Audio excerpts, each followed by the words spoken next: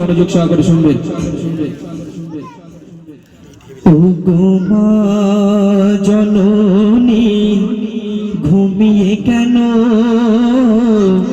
একবার ডাকো তুমি বাছা বলে।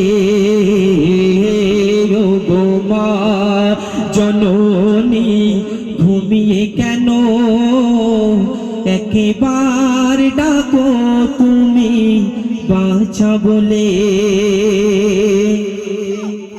এ দুনিয়া আমারা ধার হলো, এ দুনিয়া আমারা ধার হলো, আর ডাকবো কারে আমি আমি বলে।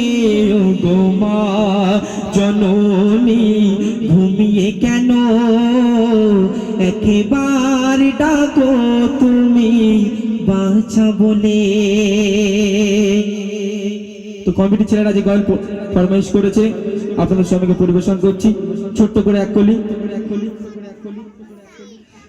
या नबी मोहम्मद या रसूल मोहम्मद या नबी मोहम्मद या रसूल मोहम्मद তুমি মোর শাফায়াত তুমি মোর শাফায়াত তুমি মোর শাফায়াত তুমি মোর শাফায়াত। या नबी मोहम्मद या रसूल मोहम्मद या नबी मोहम्मद या रसूल मोहम्मद তুমি মোর শাফায়াত তুমি মোর শাফায়াত তুমি মোর শাফায়াত তুমি মোর শাফায়াত। পেলে দিদার একটিবার তোমাকে খোদার কসম কলিজার ভ্রূণ দিয়ে তখন ধোয়াবো তোমার কদম। পেলে দিদার একটিবার তোমাকে খোদার কসম কলিজার ভ্রূণ দিয়ে তখন ধোয়াবো তোমার কদম। ওয়াইজ কুরুনি দেখনি ভাঙে ইশকে সকল দাঁত ওয়াইজ কুরুনি দেখনি ভাঙে ইশকে সকল দাঁত। তুমি মোর শাফায়াত তুমি মোর শাফায়াত তুমি মোর শাফায়াত তুমি মোর শাফায়াত। ইয়া নবী মুহাম্মদ ইয়া রাসূল মুহাম্মদ তুমি মোর শাফায়াত তুমি মোর শাফায়াত।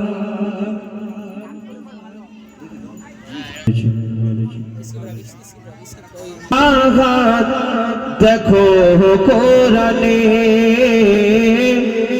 বলছে আঘাত দেখো কোরআনে কত নেয়ামত এই জমিনে কত নেয়ামত এই জমিনে বলছে আঘাত দেখো কোরআনে বলছে আঘাত দেখো কোরআনে। তো আল্লাহ পাক আসমানকে সৃষ্টি করেছে কিসের জন্য? আমরা একটি বাড়ি তৈরি করতে গেলে তার উপরে ছাদ দিতে হয়, হয় অ্যালবেস্টার নয় খড় হলেও ছাইতে হয়। কিন্তু আসমানকে আল্লাহ রাব্বুল আলামিন বিনা খুঁটিতে দাঁড় করিয়ে রেখেছেন আর এই জমিনটাকে আমাদের প্রত্যেকের জন্য চলাফেরার জায়গা করেছেন। এবং এই জমিনের মধ্যে আমরা যে সমস্ত শাকসবজি যাই খাই আল্লাহ পাকের কুদরত ছাড়া কিছুই হয় না। তাই কবি অতি সুন্দর কথায় কি বলছে? আসমানকে আমি বানিয়েছি বান্দার মাথার ছাদ জমিনকে বিছানা করেছি করতে ইবাদত।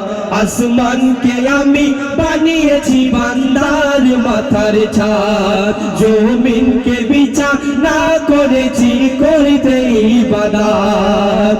আর পানিতে ভরে দিয়েছি ভরপুর নিয়ামত পানিতে ভরে দিয়েছি ভরপুর নিয়ামত। যে পানি তোদের খুব দরকার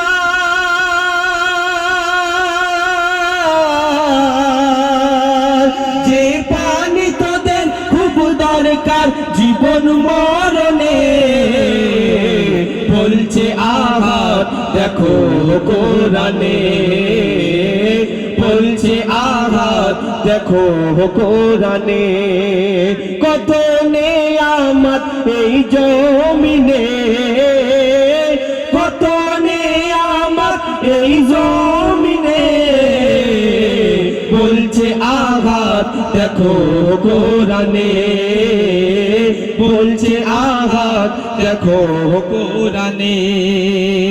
আল্লাহ পাক